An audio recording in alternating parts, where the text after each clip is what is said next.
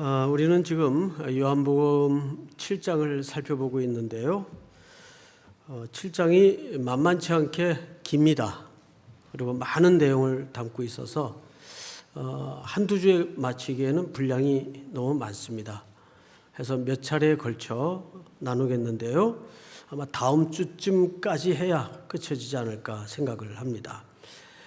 우선 오늘 첫 절을 보니까 이미 명절의 중간이 되어 예수께서 성전에 올라가사 이렇게 시작이 되죠. 혹시 지난주 설교 제목이 뭔지 기억하십니까? 올라가라 였습니다. 올라가라. 우선 그 지난주 설교의 좀 맥락을 알아야 오늘 내용을 좀 이해할 수 있게 설명을 잠깐 2, 3분간 드리고 시작을 하겠습니다. 올라가라 예수님에게 한 말인데 누가 먼저 했죠? 예수님의 형제들이, 가족들이 먼저 했습니다. 근데 이 말은 권면의 차원보다는 살짝 조롱이 담긴, 조소 섞인 제안이었습니다. 이런 뜻이었죠.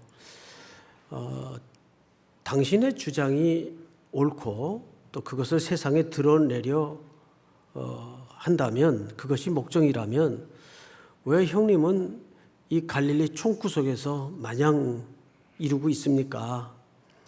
그러지 말고 명절도 됐겠다. 그냥 예루살렘으로 가서 많은 사람들 앞에서 여기서 행했던 그런 기적 한번 해보시죠. 이런 뜻이었어요. 그러자 예수님께서 어떤 반응이셨는가 하면 이런 지하에 아직 내 때가 아니다. 그러니까 이 말은 올라가지 않겠다 이런 뜻으로 보여집니다. 그런데 웬걸 그 명절이 맞춰지기도 전에 살그머니 올라가셨어요. 은밀하게. 왜 이렇게 앞뒤가 안 맞는 행동을 하실까요? 이런 좀 역설적인 행동이 많죠. 예수님에게는. 대표적인 케이스로 가나 혼인잔치에 물로 포도주를 만든 사건이 그랬습니다. 포도주가 떨어졌다. 여자의 이 일이 나와 무슨 상관이 있습니까? 안 만들 것처럼 얘기했다가 또 만든단 말이에요. 자, 이것도 앞뒤가 안 맞는 태도였습니다. 왜 그러실까요? 분명히 이유가 달랐습니다. 예수님이 내 때가 이르지 않았다라는 올라가기를 거절했던 것은 그런 기적을 베풀어서 사람들을 환호케 만들고 인기를 몰고 가는 이런 차원의 요구는 내가 거절한다 그 뜻입니다. 그러면서 명절이 맞춰지기도 전에 올라간 이유는 뭘까요? 즉 이제 나는 그 명절에 담긴 의미처럼 십자가에 너희를 구원하기 위해서 죽으러 올라가는 퍼포먼스를 올라감으로써 설명하신 겁니다. 그러니까 올라가긴 올라갔지만 외적인 태도는 다를 바 없었지만 의도와 목적은 전혀 달랐다는 것을 우리가 금방 눈치챌 수가 있어요. 자, 그런 흐름에서 오늘 본문을 좀 보자고요. 이미 명절의 중간이 되어 예수께서 성전에 올라가셨죠? 뭐하고 계셨습니까? 가르치시니 이렇게 되어 있어요. 가르치시니. 자, 앞을 잠깐 보십시다. 예수님이 기적을 베풀고 병자를 고치고 하는 게 아니라 성경은 정확하게 성전 안에서 사람들을 불러 모아놓고 뭐하고 계셨어요? 가르치고 계셨어요. 가르치고. 자, 그러자 사람들이 깜짝 놀랐습니다. 두 가지 때문에 놀란 거예요. 자, 놀란 이유를 15절에서 여러분 한번 같이 읽어보십시다. 시작. 유대인들이 놀랍게 여겨 이르되 이 사람은 배우지 아니하였거늘 어떻게 그를 아느냐 하니. 유대인들이 놀란 것은 두 가지입니다. 보통 이 당시 가르침의 관습은 이랬습니다. 자기의 유식을 조금이라도 더 어필하기 위해서 이런 관례가 있었어요. 제가 설교를 하면서 이제 이런 어법을 쓴다고 합시다. 크리소스톰이 말하기를, 마틴 로이드 존스가 말하기를 존 스타트가 말하기를 아무개 박사가 이렇게 얘기했는데 그러면 좀 있어 보이지 않아요? 저렇게 유식해 보이지 않아요? 그렇듯이 이 당시에도 어느 문화생이라면 누군가를 불러 모아놓고 가르칠 때 반드시 랍비 누구누구가 말하기를 이렇게 해야 쉽게 얘기하면 유식해 보이는 관례가 있었습니다. 그래서 반드시 그렇게 말하도록 되어 있습니다. 그런데 예수님의 어법을 들어보니까 전부 내가 너희에게 이르노니, 뭐 근본도 없는 얘기를 한단 말이에요. 내가 너희에게 이르노니. 이 놀란 거예요, 첫 번째. 두 번째는 15절을 잘 보세요. 두 번째 놀란 이유가 정확하게 밝혀져 있는데 이 사람은 배우지 아니하였거늘, 어느 문화생에 들어가 본 적이 없는 사람인 걸 안단 말이에요. 배우지 아니하였거늘 어떻게 글을 아느냐. 히브리어를 읽어가면서 설교를 하시는데 깜짝 놀란 거예요. 근데 여기 어떻게 그 내용을 아느냐가 아니고 어떻게 아느냐? 그라마타. 우리 그램마죠. 문법. 그러니까 어떻게 그라마타를 아느냐? 그러니까 이 사람들이 놀란 것은 정확하게 얘기합시다. 내용을 듣고 놀랐습니까? 글을 아는 것 때문에 놀랐습니까? 그렇습니다. 내용 때문에 놀란 게 아니에요. 글을 안단 말이에요. 이 사람 어느 공기관에서 배운 적이 없는 걸 우리가 다 아는데 또 어느 문화생에 들어가서 공부해 본 적이 없다는 걸 아는데 내가 너희에게 이르노니 이런 표현을 쓰질 않나? 또 글을 알 뿐만 아니라 표현과 논리와 수사법이 보통 유식한 게 아니에요. 여기에 놀란 겁니다. 근데 이런 사람들이 이런 반응들이 교회 밖에 많습니까? 안에 많습니까? 교회 안에 많습니다. 교회 안에 보면 설교 내용보다도 어법 가지고 문법 가지고 표현 가지고 또 이렇게 지적을 하는 분들이 그 열렬히 또 있어요. 예. 고마운 일이죠. 저한테는 고칠 기회니까 당연히 그런 지적이 저는 이렇게 고맙습니다. 진심으로. 그래야 또 고치니까. 그런데 중요한 것은 뭐냐면 내용을 가지고 놀란 게 아니라 그 글을 읽는 걸 보고 놀랬단 말이에요. 그래서 여기서 우리가 조그만 신앙생활의 과제가 있다면 우리는 어법과 표현력과 글에서 뭘로 옮겨져야 됩니까? 메시지로 옮겨져야 돼요. 내용으로 옮겨져야 돼요. 이런 편견이 사실상 내용을 이해하는 걸 가로막아요. 오늘날에도 그런 게 많습니다. 예를 들어서 강사가 초청이 됐는데 사람들이 제일 먼저 보는 게 프로필을 봐요. 오, 이분 하버드에서 공부했네? 그리고 학위가 PhD야. 아, 그럼 뭐 좀 내용이 있겠다. 근데 뭐 엉뚱한 얘기하고 가도 프로필 때문에 역시 이런단 말이에요. 그런데 뭐 프로필을 보니까 중학교 중퇴에다가 뭐 학교도 뭐 어느 학교인지 이름도 없는 학교가 적혀 있고 그러면 이 많은 청중 앞에서 저분이 옳게 설교나 제대로 할 수 있겠나 이런 이제 삐딱한 마음을 가지고 들으면 꼬투리나 잡으려고 하지 내용을 듣질 못한단 말이에요. 이 편견과 선입견 때문에 이게 교회 안에 많아요, 사실은. 여러분, 정말 좋은 설교는 뭘까요? 제가 모시고 있었던 원로 목사님이 쓰던 강대상이 있었어요. 그걸 제가 몇 년 동안 썼던 적이 있는데 그 강대상 안쪽 요 앞에 보면 그 목사님이 영어로 타이핑해서 적어놓은 글귀가 하나 있습니다. 청중으로 그리스도를 보게 하라. 청중으로 그리스도를 보게 하라. 참 잊지 못할 교훈이었습니다. 좋은 설교자라는 것은 화려한 말습관, 논리력, 수사력도 일부는 도움이 되겠지만 그것이 좋은 설교의 기초나 기준이 되어서는 안 됩니다. 좋은 설교라는 것은 첫째가 청중으로 하여금 그리스도를 보게 하는 겁니다. 그래서 예수님이 16절에 이런 말씀을 하시죠. 제가 읽겠습니다. 예수께서 대답하여 이르시되 이 교훈은, 예수님은 이 글은입니까? 이 교훈입니까? 이 교훈이에요. 메시지예요. 그라마타가 아니란 말이에요. 이 교훈은 내 것이 아니요 나를 보내신 이의 것이니라. 이 교훈의 권위와 출처를 어디에 두고 있나요?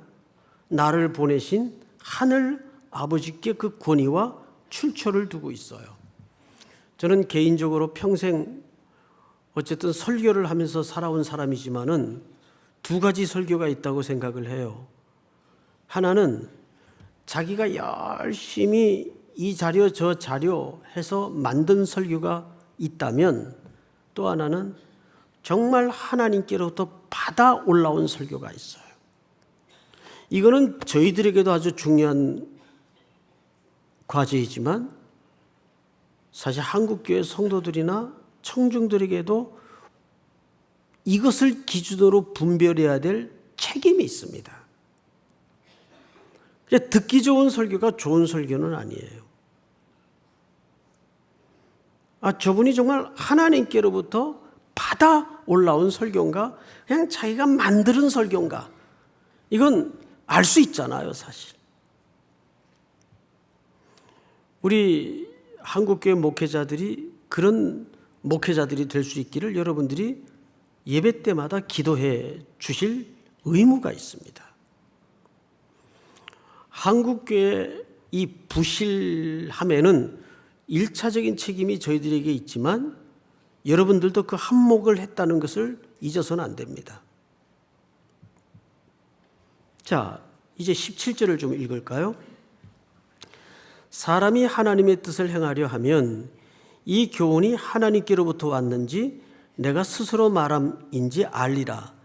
스스로 말하는 자는 자기 영광만 구하되 보낸 이의 영광을 구하는 자는 참되니 그 속에 불의가 없느니라.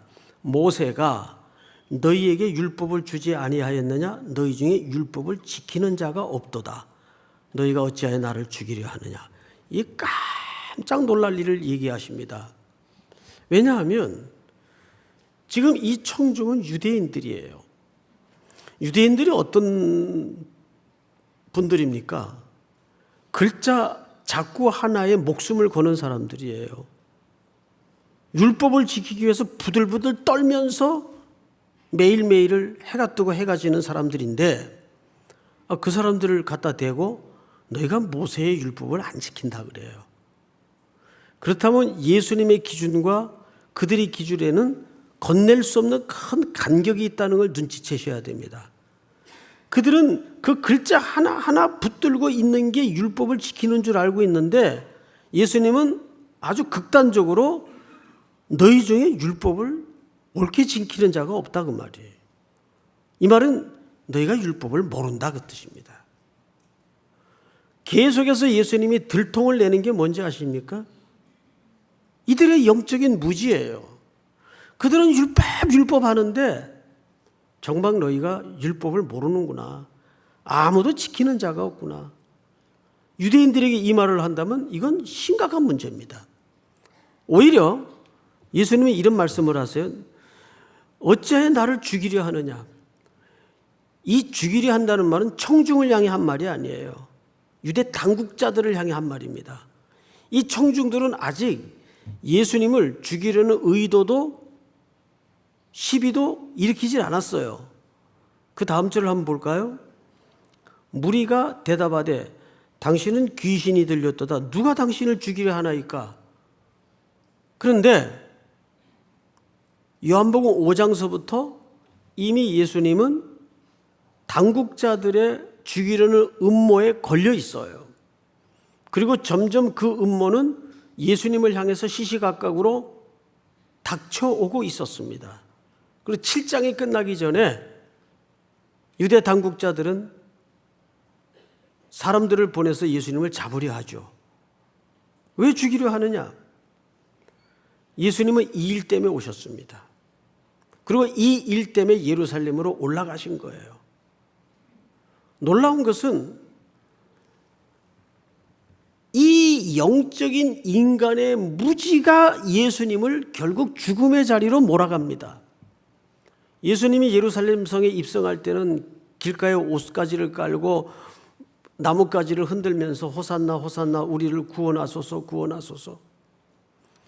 그리고 불과 얼마 안 있다가 그들은 예수님을 죽이라는 폭도로 바뀌죠. 자기들의 기대 요구에 맞지 않으니까 금방 돌변하는 백성들의 영적인 무지를 우리는 멀지 않아 만나게 됩니다.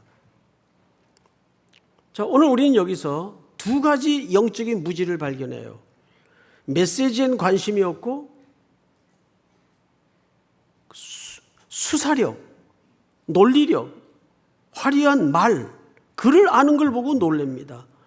그건 뒤집어 얘기하면 예수님을 아직 제대로 누군지 모르고 있다는 얘기가 돼요. 자, 그런데 22절을 한번 보십시다. 21절. 예수께서 대답하여 이르시되 내가 한 가지 일을 행하면 너희가 다 이로 말미암아 이상히 여기는도다. 여기 한 가지 일이라는 것은 궁극적으로는 생명을 살려내는 일을 얘기합니다. 그런데 이 문맥과 맥락에서는 요한복음 5장에 안식일 날 38년 된 병자를 고치신 일입니다. 그런데 그 병자를 안식일 날 고치자 청중들, 즉 유대 지도자들의 반응은 어땠습니까? 38년을 죽음 같은 삶에 시들어가던 영혼의 회복에는 관심이 없고 안식일 날 누가 너한테 이 안식일을 범하는 이런 못된 짓을 했느냐? 그 사람이 누구냐? 그리고 그때부터 예수님을 사실상 유대 당국자들은 체포하려고 의도를 품기 시작합니다. 공개적인 의도를 드러내기 시작합니다. 예수님이 그 얘기를 하는 거예요. 예수님이 이 땅에 오신 목적은 정확하게 생명을 구원하기 위해서 오신 거예요. 그 일이 이 7장으로부터 약 7개월 정도 전의 일입니다. 그 베데스다 연못가의 일이. 그 일을 염두에 두고 예수님이 지금 하시는 말씀이에요. 자, 그런데 우리가 조금 더 가서 보십시다. 이제 오늘 해석의 제일 어려운 대목에 이르렀습니다. 22절. 모세가 너희에게 할례를 행했으니 그러나 할례는 모세에게서 난 것이 아니요 조상들에게서 난 것이라. 그러므로 너희가 안식일에도 사람에게 할례를 행하느니라. 자, 여러분 이제 앞을 좀 보십시다. 할례는 누가 준 겁니까? 할례는 하나님이 주신 거예요. 우리 레위기 12장을 한번 띄워주실까요? 같이 한번 읽어보십시다. 시작. 여덟째 날에는 그 아이의 부피를 벨 것이요. 이 할례가 사실은 모세의 율법에 기록되어 있지만 원래는 창세기 17장에 한번 띄워주실까요? 아브라함에게서부터 시작된 겁니다. 하나님이 또 아브라함에게 이르시되 그런즉 너는 내 언약을 지키고 네 후손도 대대로 지키라. 다음 절 시작. 너희 중 남자는 다 할례를 받으라. 이것이 나와 너희와 너희 후손 사이에 지킬 내 언약이니라. 네. 자, 그러면 정확하게 할례는 누구의 명령이에요? 하나님의 율법이에요. 그런데 안식일을 지키라는 것도 누구의 명령입니까? 당연히 하나님의 명령이에요. 그런데 이제 사람이 살다 보면 이러지도 저러지도 못하는 일들이 생겨요. 아이가 태어났어요. 사내 아이가. 그럼 8일 만에 뭘 행해야 된다고요? 할례를 행해야 돼요. 근데 하필 그 8일째가 안식일 날에 딱 걸린 거예요. 그러면 어떡하죠? 어떻게 해요? 할례를 행하자니 뭐가 깨져요?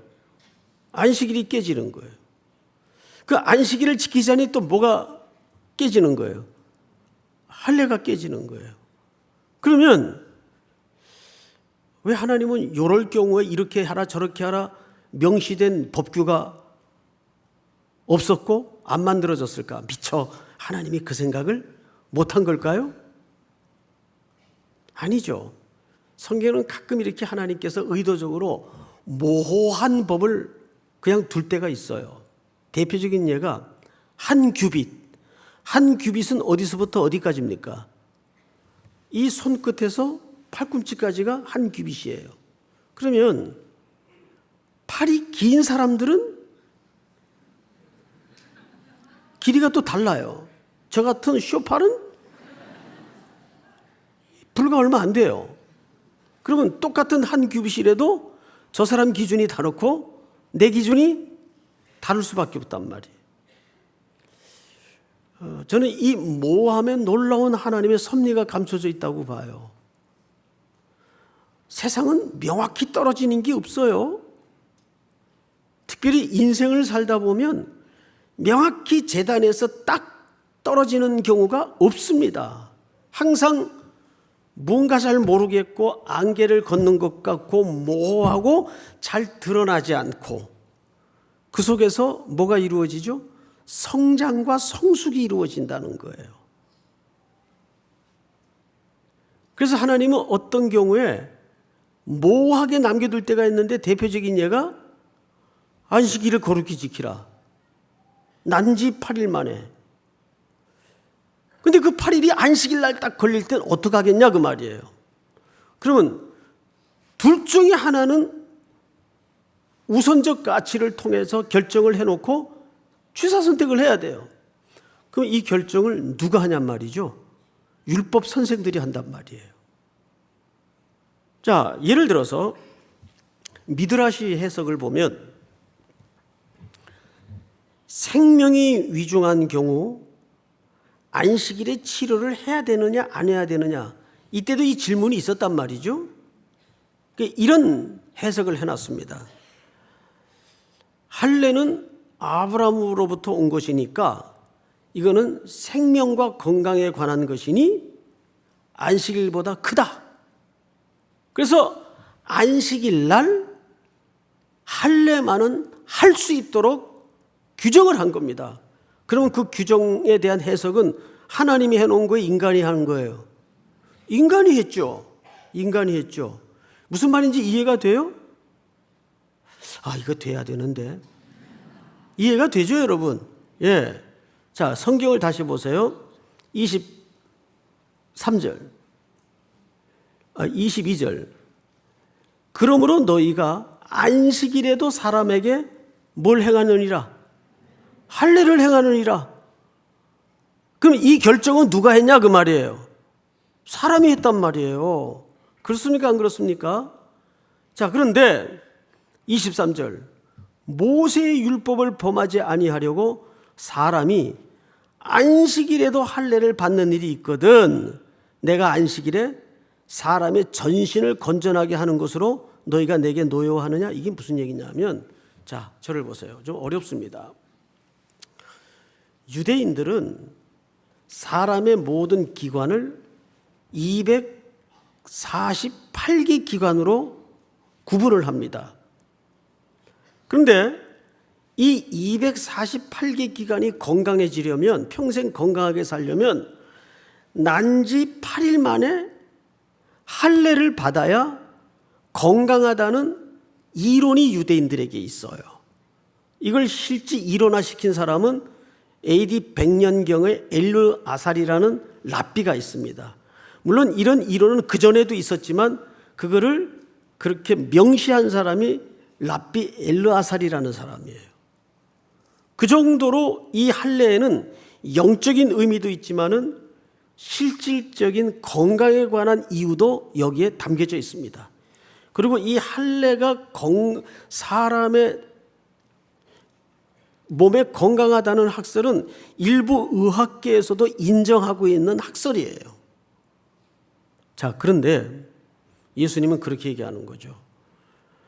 248개의 신체 기관을 중요하게 여겨서 안식일에도 할례를 하는 너희들인데 나는 38년 동안 죽어가던 그 일어서지도 못하고 수족을 쓰지도 못하던 그 사람의 전신을 건전하게 만들었는데 안식일 날 어겼다고 왜 나한테 시비냐 그 말이에요. 자, 이런 관점에서 23절 본문을 다시 읽어보라고요. 다 같이 한번 시작. 모세의 율법을 범하지 아니하려고 사람이 안식일에도 할례를 받는 일이 있거든 내가 안식일에 사람의 전신을 건전하게 한 것으로 너희가 내게 노여워하느냐. 이제 이 말이 무슨 뜻인지 아시겠어요? 왜 예수님이 사람의 전신을 건전하게 하는 것으로 이런 표현을 썼을까요? 그런 비교 때문입니다. 이런 얘기죠. 야, 너희들은 사람 몸의 기관을 248개 기관으로 이해를 해서 그걸 중요하게 여겨가지고 할례를 안식일에도 받으면서 그렇게 결정을 해놓으면서 나는 사람의 전신을 건전하게 만든 일을 안식일에 했는데 왜 나한테 시비를 걸고 죽이려 하느냐. 그걸 얘기하는 겁니다. 그러니까 이들이 얼마나 자기 모순에 빠져 있고 이 안식일에 참된 율법의 의미를 모르고 있다는 걸 금방 들통을 내는 거예요, 스스로가. 그러면서 오늘 가장 중요한 얘기를 하세요. 24절 우리 한번 같이 읽겠습니다. 시작. 외모로 판단하지 말고 공의롭게 판단하라 하시니라. 자, 이제 다 됐습니다. 외모로 판단하지 말고 뭐로 판단하라? 공의. 오늘 말씀의 제목이 뭐죠? 하나님의 공의란 질문으로 끝났어요. 보통 율법사들의 공의나 세상의 공의는 재단하고 판단하고 분석하고 해석해서 거기에 어긋나면 죽이는 게 공의예요. 그리고 심판하는 게 공의예요. 물론 이 세상의 공의적 기준에는 그런 요소가 분명히 있습니다. 그러나 하나님의 공의는 성격이 틀립니다. 결국 하나님의 공의는 뭘 공의라고 말할까요? 생명을 살려내는 게 하나님의 공의예요. 그것이 가장 꽃피었던 장소가 어디입니까? 십자가예요. 십자가에는 이미 아들 예수 그리스도를 값을 지불함으로써 심판이 이루어졌습니다. 그리고 그 이루어진 심판을 통해서 멸망당할 우리가 뭘 얻게 되었나요? 무지를 깨트리고 영적인 구원을 받게 되었어요. 생명을 얻게 되었어요. 그래서 이 공의라는 디카이오스라는 이 말은 어떤 의미를 담고 있는가 하면 마땅히 줄 것을 주는 태도, 즉 이웃에게 타자에게 마땅히 줄 것을 주는 태도를 공의라는 이해 속에 담고 있어요.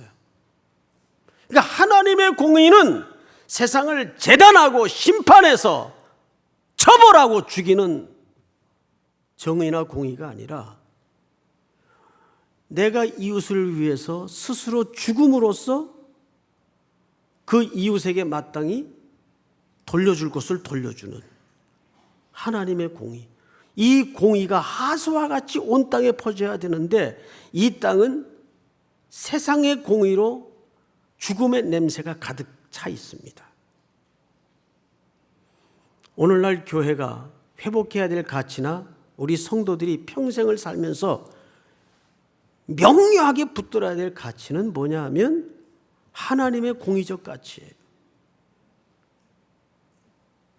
생명을 살리는 일인가 아닌가로 우리는 모든 선악을 구별해야 됩니다. 믿습니까? 이것이 끝까지 우리가 놓치지 말아야 될 교회적 가치고 성도의 존재감입니다. 이 땅의 하나님의 공의, 즉 생명을 살리는 공의가 여러분들을 통해서 온 땅에 죽음 냄새를 걷어내고 죽음의 땅을 살려내는 하나님의 정의, 하나님의 공의가 하수와 같이 흘러가는 순종이 있기를 주님의 이름으로 축원하고 축복합니다. 우리 다 일어나십시다. 주님 큰 영광 받으소서.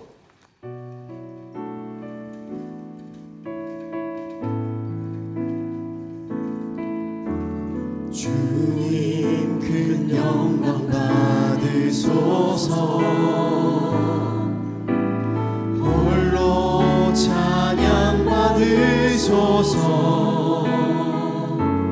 모든 이름 위에 뛰어난 그 이름, 온 땅과 하늘이 다 찬양해. 겸손하게 우리 무릎 꿇고 주 이름 앞에 영광 돌리세.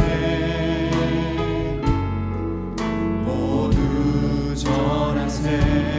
독생자 예수 주님께 찬양 드리리.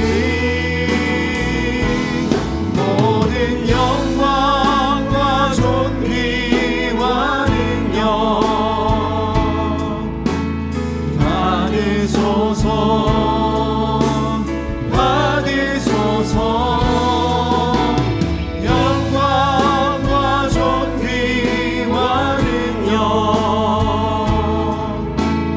받으소서. 받으소서.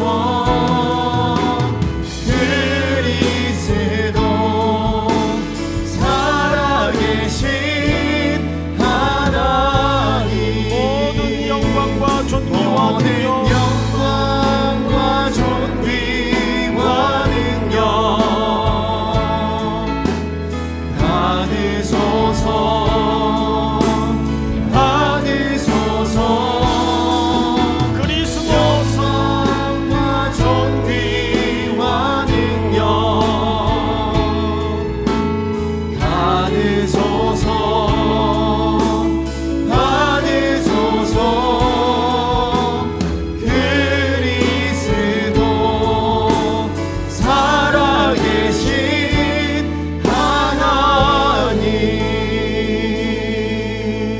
우리 한번 서신 채로 기도합시다. 눈을 감고 주님, 사람의 외모인 그라마타, 논리력, 학벌적 배경을 넘어서 메시지에 우리의 초점이 맞추어지게 하시고 새로이 하나님의 공의를 붙들 수 있는 새로운 가치와 기준을 우리에게 허락해 주시옵소서. 하나님의 공의는 생명을 건짐에 있습니다. 그것이 우리 교회와 우리의 온 인생을 통해 구현되어 가고 있는가를 돌아보는 지혜가 있기를 원합니다. 우리 이 시간 다 같이 한번 또 한 주간 여러분들이 살아낼 삶의 숙제를 놓고 주여 한번 물은 다음에 소리내어 동성으로 기도합니다. 주여!